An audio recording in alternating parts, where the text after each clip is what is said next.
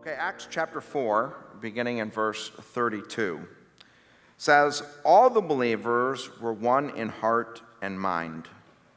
No one claimed that any of their possessions was their own, but they shared everything they had.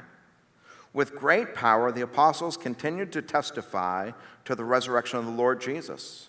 And God's grace was so powerfully at work in them all that there were no needy persons among them. For from time to time, those who owned land or houses sold them, brought the money from the sales, and put it at the apostles' feet. And it was distributed to anyone who had need. Joseph, a Levite from Cyprus, whom the apostles called Barnabas, which means son of encouragement, sold a field he owned, and he brought the money and put it at the apostles' feet. Now a man named Ananias, together with his wife Sapphira, also sold a piece of property. With his wife's full knowledge, he kept back part of the money for himself, but he brought the rest and put it at the apostles' feet. Then Peter said, 'Ananias, how is it that Satan has so filled your heart that you have lied to the Holy Spirit and have kept for yourself some of the money you received for the land? Didn't it belong to you before it was sold, and after it was sold, wasn't the money at your disposal? What made you think of doing such a thing? You have not lied just to human beings, but to God.' When Ananias heard this, he fell down and died. And great fear seized all who heard what had happened. Then some young men came forward, wrapped up his body, and carried him out and buried him. About 3 hours later, his wife came in, not knowing what had happened. Peter asked her, 'Tell me, is this the price you and Ananias got for the land?' 'Yes,' she said, 'that is the price.' Peter said to her, 'How could you conspire to test the Spirit of the Lord? Listen, the feet of the men who buried your husband are at the door, and they will carry you out also.' At that moment, she fell down at his feet and died. Then the young men came in and, finding her dead, carried her out and buried her beside her husband. Great fear seized the whole church and all who heard about these events." Okay, we're going to get started with gears and rails. Gears first. The book of Acts, as we got started, the first few chapters, what it's all about is power.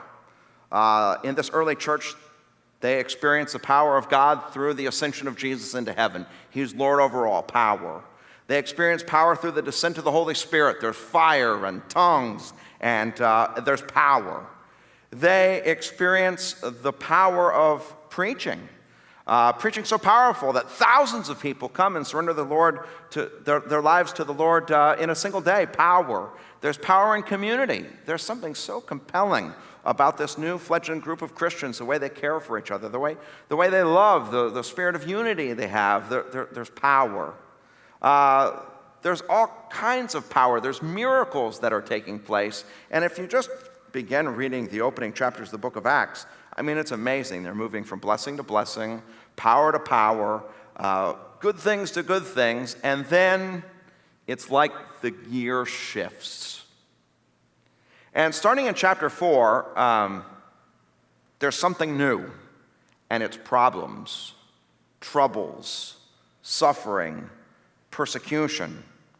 And it's really remarkable because, as we'll see as we go through this, all of a sudden it's like God's power, although now in a different form, is even more bold. The church moves forward in even bigger ways, but it's all through the midst of troubles and suffering and problems, which I think is really relevant because, at least as I look at my own life, I guess this is what we all expect as Christians, that when you become a Christian, it's going to be power and blessings and good things, and now God's with me, so who can be against me? And you just don't expect that suffering is going to come. And when it does, it takes you by surprise. You say, what is this? But at least for me, when I look back at my own life and I think about when were those times where God was really at work, I would look back and point you to the times where I struggled or there was problems. Those were the places where God really, at least in my faith, moved me forward. And we see that in the book of Acts as well. They're going along in first gear, there's power, and it's wonderful, blessing to blessing, power to power, but then the gear shifts, And now there's troubles and sufferings, but we're going to see now is God working in even bigger ways through the midst of those troubles. Okay, that's the gear. Now the rails. One of the kind of prevailing images most people have of life is the image of mountaintops and valleys. And this is how we think about our life. We think there are times when we're just on the top of the world. Everything's going great. We have no troubles. Those are like mountaintop experiences. It's never going to get any better. But then we know that there are valleys as well. And we descend down into those valleys, and those are times of difficulties and problems and troubles. And then, it's almost like a roller coaster. You go back up, and you have good times, and then bad times, and good times, and bad times. That's an image that people have of life. I'd like to suggest a different image, that of a railway. If you see a train, it runs on two rails, and the rails might go to the left or right, but there's always two of them. And I'd like to suggest that the two rails that are always present in our life are blessings and troubles. They're always there. Now, it may go to the left or to the right. For instance, there are times where things are really going well, but at least as I look back, no matter how well it was going, there was always problems. Some lingering difficulty, some vexing problem that's just somewhere no matter how good it gets, that's always the case. There's some problems that we're struggling with. On the other hand, if the rails veer the other way, and you find yourself in difficulty and troubles and suffering, at least it's been my experience, and no matter how bad the suffering, there are still the blessings that are far greater than we even deserve at the time. They're both always there, blessings and suffering, and they do meander. We do go through times of at least apparently more blessings and apparently more trials, but they're always there. What does that mean? It means that no matter how good things are going or how bad things are going, there's always problems. And one of the things that I like to just ask is, what's God's purpose in that? Why are there always problems? And I'd like to suggest this to you, that God uses problems, and what we're going to learn in the book of Acts is he uses our problems for at least 5 things. Number 1, to draw us close. Number 2, to purify us, to make our faith more real and genuine. Number 3, to reveal God's protecting power. Number 4, stretch and perfect us. Number 5, lead and direct us. And as we are going through these chapters in the book of Acts, we're actually taking these sort of one at a time. And so last week, if you were here, we talked about that first principle, that God uses our problems to draw us close to him.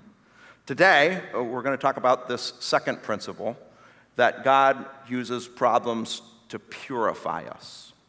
And that's certainly the case in this passage, that God uses this problem that's here to purify his people, purify his church. The particular problem that we encounter as we read these verses that we just read, the particular problem is phony Christians. And it just is the case that in this chapter, this church had been growing. There were great things about it. There was a powerful community, a family-like feel. People were being taken care of. And it just is the case then, and probably even now, that there are certain people, they're not genuine Christians, they're phony, and there's some, for various reasons, attracted to that, become a part of it, but they themselves are not genuine Christians. And this passage actually, it does a lot to point out what genuine Christians look like on the one hand, and then what phony Christians look like on the other. Let's start with genuine Christians, and what I'd like to do is I'd like to just remind you of the main message of the Bible and what it is that Christians believe. Christians believe a message of good news called the gospel. And at least the way I like to explain it here at Sunlight, I use 3 S words, just so that you'll remember it well if you're talking to someone else. The 3 S words are sin, salvation, service. And let's just rehearse the ideas in each of these concepts, sin, salvation, service. So first, sin. At some point, I came to recognize that I am a sinner and that God had a problem with me. I don't live up to my own standards. I certainly don't live up to God's standard. Every single one of us falls short of the glory of God, and I realize that's certainly true about me. We're constantly breaking God's law and committing crimes against him in our thoughts, our words, and our deeds. And the truth is, all of us, apart from God, we have this natural inclination that's inwardly focused. We're not outwardly focused in the love of God and love of others. We're inwardly focused, selfish, and self-oriented. Sin has done that to us. And by the way, in order to become a Christian, at some point, you'll have to do the very thing I just said. You have to be willing to admit, I'm a sinner. There's never been a Christian who didn't first come to admit that I'm a sinner who falls short of God's standards. And as you read through the Bible, you'll just come to recognize this, that God is good in every way. He's perfect. He's righteous. He's just. What that means is he must and he will punish every sin that we ever have or will commit, and the punishment's death. Here's the idea. God can't wrap his perfect arms around our imperfection. He's just too pure. He's too good. And since he can't wrap his arms around our imperfection, that means that sin separates us from God. And since sin separates us from God and God's the source of our life, it's only natural that we die. And the Bible makes this very clear. The wages of sin is death, physical death, spiritual death, eternal death. And the real kicker is this. There's nothing we can do. It doesn't matter how hard we try or how religious we become, how many rules we adopt, how many reforms we make in our own personal life. It doesn't matter what we do. Good works won't work. There's nothing I can do to make myself acceptable to God. And in total, that's what's under the category of sin. It's all very bad news because we're in terrible circumstances unless God does something. If you can grasp that, you'll understand how good the good news is then. So sin, now salvation. God's also loving and merciful, and so here's what he did. He provided a substitute, someone to take our place. And there was no other creature that could do the job, so God the Father sent God the Son to be that substitute. He was a perfect substitute, fully human and fully God, and what happened was this. God took all of our sin, every sin we ever have or will commit. He knows every sin I ever have or will commit. He knows every sin you ever have or will commit. He took that off us, he put it on Jesus, and he punished Jesus in our place. I said earlier, the wages of our sin is death. That's why on the cross, Jesus had to die. And then the message that's here in the Bible is that 3 days later, he rose again from the dead, and that just proves that, in fact, he did defeat sin and death. That's the good news of salvation. Sin, salvation, and now service, the Christian life. Not only does God objectively, through the work of Jesus, defeat sin, but then he does something to each one of us. He sends his Spirit to transform his children's heart. And when his Spirit gets at work in our life, it's not just an external change that happens. It's something that's totally different in here. We turn away from sin, and we turn to a new life lived with and for Jesus. We turn away from trying to please God by our own actions, trying to think that we can do it on our own just by following some set of rules. We turn away from that to accepting forgiveness and the freedom that comes with that. And it's faith in Jesus, which is trust and surrender. We surrender our lives totally to him. That happens as God changes us in here by the work of his Spirit. And when he does that, he gives us a new mission and a new purpose to worship and praise him with our lives, to realize the genuine change that happens there, and finally, so that we can be a light in this world and others might be won over to Christ.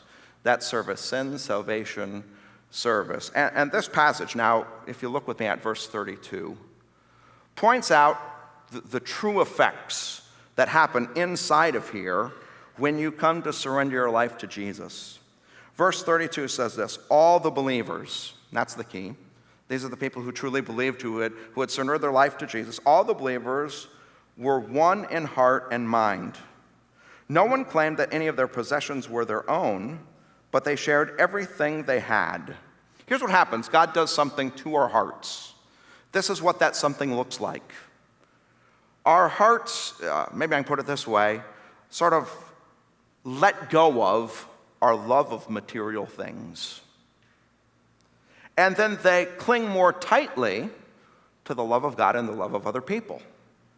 Our hearts, that's the change that happens. They let go, our hearts let go of the love of material things, and then clings more tightly to the love of God and to the love of people. So Verse 32, the first part says, all the believers were one in heart and mind. Do you see that? No longer were they individuals and I'm fine on my own. All of a sudden, the heart changed and we're together. And our hearts naturally gravitate toward the love of other people. But as that happens, it also then lets go of things that are lesser and don't matter. No one claimed that any of their possessions was their own. They shared everything they had. When you come to realize that God takes care of me, and that he loves me, and that I'm his child, and fear leaves, anxiety leaves, faith enters in, and as a result, you can truly begin to love God and love other people. And I just want to point out, it's a heart matter. It's in here. And, the examples they give here, if you look, for instance, at verse 36, there's a man named Joseph who has this nickname Barnabas. And it talks about how he sold a field he owned. And he brought the money and he put it at the apostles' feet. And his whole heart or intention was, you know what? My stuff is just stuff now. God's in charge. He's given me that as a resource. And there's people who are in need. And I don't need this stuff, so here. Do you see that? A heart change. The stuff we have, we don't need it as much. Our heart lets go. But the people around us and God, our hearts open up and grab hold more firmly, and we become free to love them in ways that we weren't when we were so holding on to our stuff. Anyway, that's the example of genuine Christianity. And then we have a prime example of phony Christians in Ananias and Sapphira. So in chapter 5 it says there was a man named Ananias together with his wife Sapphira, and they also sell a piece of property. It says in verse 2, with his wife's full knowledge, he kept back part of the money for himself, but brought the rest and put it at the apostles' feet. So here's the idea. He, Ananias, along with Sapphira, they see probably what other people were doing, and they say, okay, we've got to do this too. And so they sell this property, but instead of bringing the whole amount, they keep some for themselves, but they don't tell anyone. And what they do bring, they said, this is the full price. Here you go, please use it. And okay, let's do this together. I want to just, like an onion, you got to peel back the layers. There's so many layers to this. Here's the first layer, pride. What were they after? What were they after? Other people were selling properties, and probably as that happened, the whole church was celebrating, like, wow, look at how God's changed us. We never used to be like this. And as people were forgetting about, the stuff of this world, and they were really caring about the things that were important, they were recognizing, like, wow, a changed life, and the church was probably all celebrating, and here's Ananias and Sapphira, and they're thinking, I'd like to be celebrated too. And so they go out and they sell this piece of property, and their intention is to bring something forward so everyone will say, wow, Ananias and Sapphira. You see that? They want to be at the center. Pride. But that's only like the outer layer of the onion. There's a second layer. I'll call that second layer greed. Right? They really cared more about the money. They thought of it as their security, as their safety. And so the idea of giving it all away, they just couldn't do it because it's mine. And yes, I do want the praise, I do want the adulation, I do want people to recognize me, but I also want this stuff. Right? So that's the second layer of the onion. There's pride and there's greed, but now you've got to peel it and see what's really at the heart. Here's what's at the heart. They don't believe God's real. They're members of this community, they're part of the church, but they don't believe God's real. What do I mean? I mean this, they were saying to themselves, no one will ever know. I mean, we sold this property, no one knows what the price was. We have this hunk of money, we'll just save this over here, no one will ever know. And as they said to themselves, no one would ever know, their hearts were also saying, because God is no one. Right? They didn't think, well, there's a God and I should do what's right because he's always watching and he knows everything. No. For them, God's not even real. What will ever happen? No one will ever think anything of this. No one will ever know, because for them, there's no God.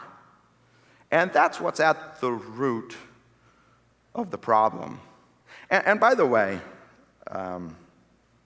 so here's the thing. Jesus, in his ministry, warned true Christians that there would always be false Christians as well, right next to them. Jesus told one parable as an example. A person went out to sow seed, and they sowed seeds of wheat in order to get a harvest from the wheat. But in the middle of the night, an enemy came and sowed weeds, tares among the wheat. And when the workers find this out, they come back to the Lord and they say, shall we go take out all the weeds? And he says, no, just let them grow up too, and then at the final judgment, we'll sort it all out. Jesus, at another time, he tells his disciples, he says, now listen, beware of wolves in sheep's clothing. Why does he say that? Because Jesus is the good shepherd, and we, his people, are his sheep. But he said there's going to be some people that are going to dress up like sheep, but they're actually wolves. Are they there for the good shepherd? No, they're not. They're there for themselves, but they dress up. They look exactly like the sheep because they have their own aims. And he warned the church that would be the case, and it clearly is here. There are these true Christians, and then there are these phony Christians. And by the way, I'm sure it's true throughout church history and probably even here. There's some of us who are really here because of true faith, and our hearts have been changed, and there's others. We're here, but we're phony. And that probably always will be the case. Now, the outcome. To a certain extent, hard to even talk about the outcome, but I think it's important that we do. What happened? When Ananias came in and he offered that, Peter confronted him. And how much phony Christians look like real Christians? But here it is. I mean, they sold the property, they brought the money, they looked very churchy, they looked very Christian. But Peter's response, I think, it really helps to clarify the difference between real Christians and phony Christians. Here's what he says in verse 3, Ananias, how is it that Satan has so filled your heart that you've lied to the Holy Spirit and have kept for yourself some of the money you received from the land? Then he says, this is key, didn't it belong to you before it was sold?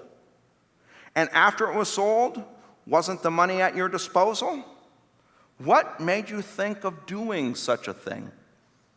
Here's what Peter's saying. He's saying, Ananias, did you think there was some kind of rule? Did you feel coerced that you had to sell your land? And once you sold your land, did you think there was some rule you were following, or there was external coercion that you had to bring all the money? Wasn't it yours? Wasn't it at your disposal? See, here's the difference between phony Christians and real Christians. Real Christians are motivated because they've had a heart change. It's inside out. God has come in and he's made me a new person, and as a result of the fact he's made me a new person, I naturally want to let go of things that don't matter and grab hold of things that do, because there's real heart change. But phony Christians don't have that real heart change. Instead, they feel like there's a bunch of rules and external coercion that they're supposed to follow. And I'll just say this.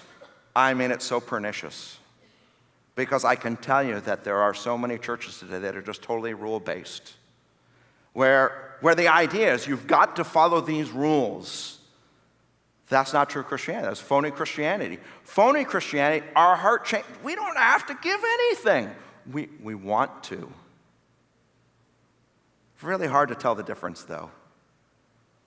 Really hard but that's the main issue.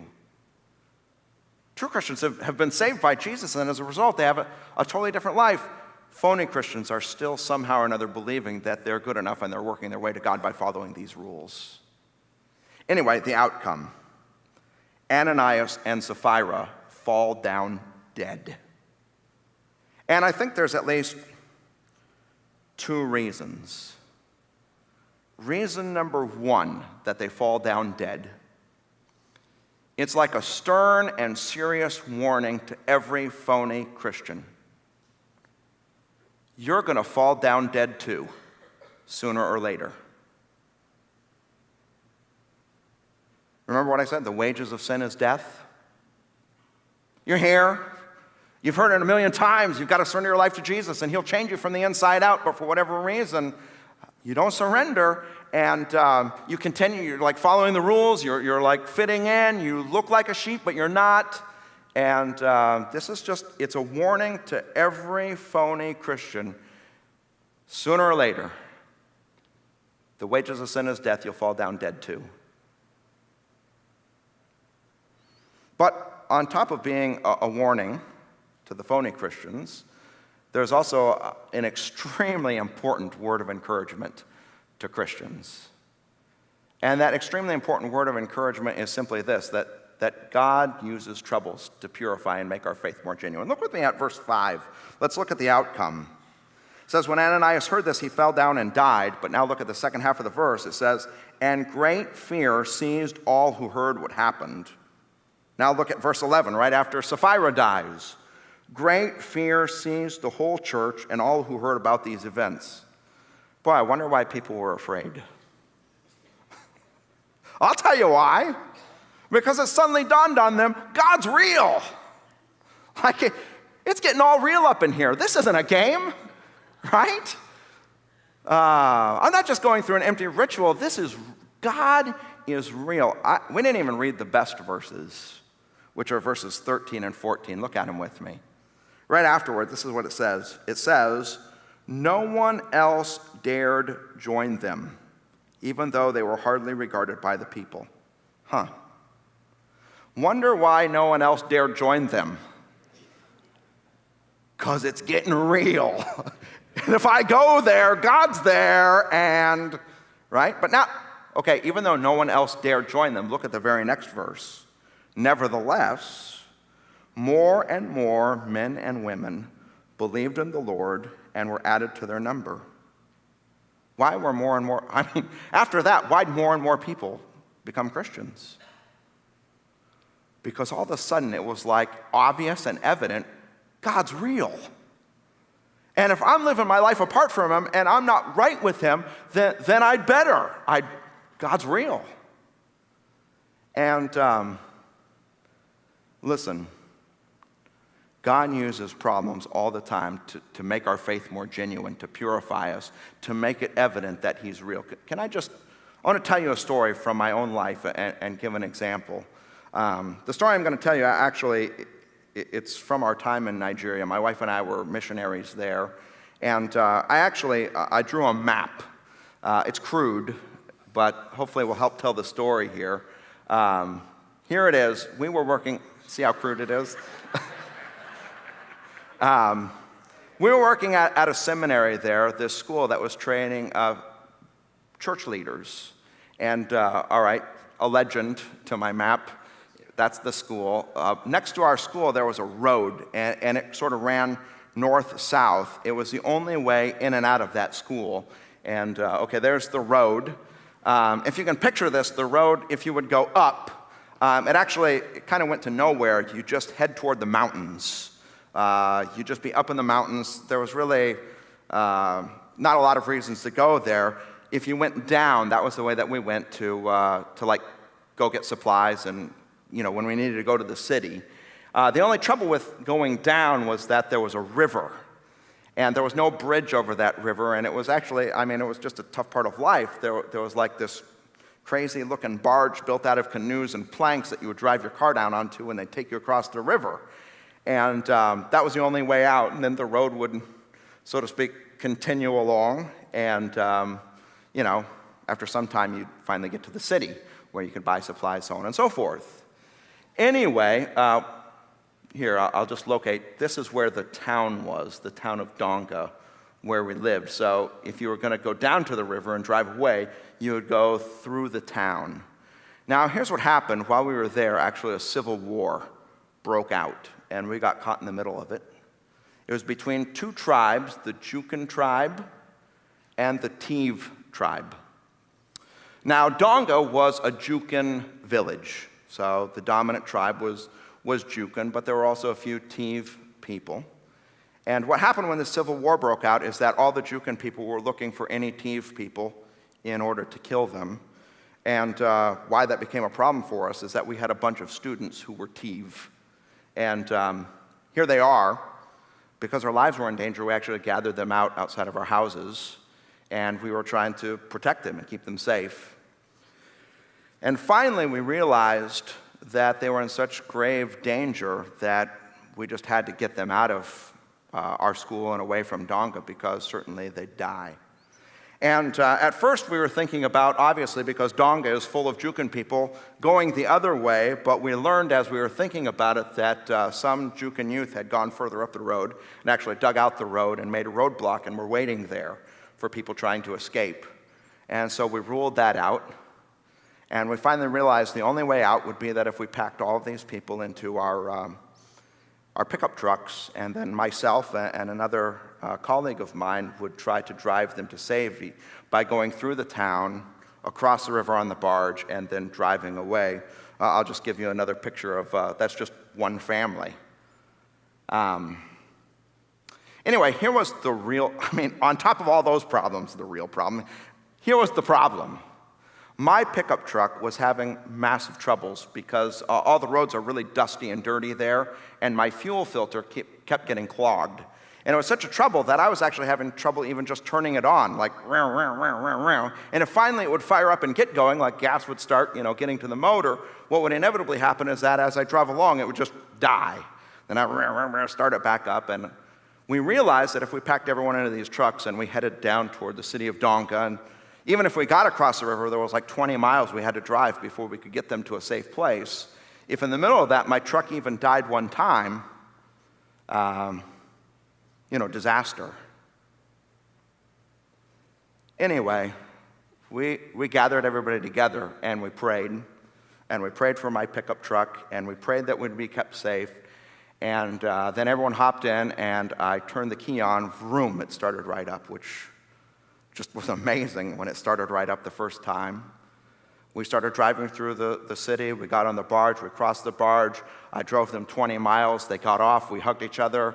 I got back in my pickup truck. I drove all the way back 20 miles. We crossed the river again, got back up to our house. The car didn't even cut out one time, not even once.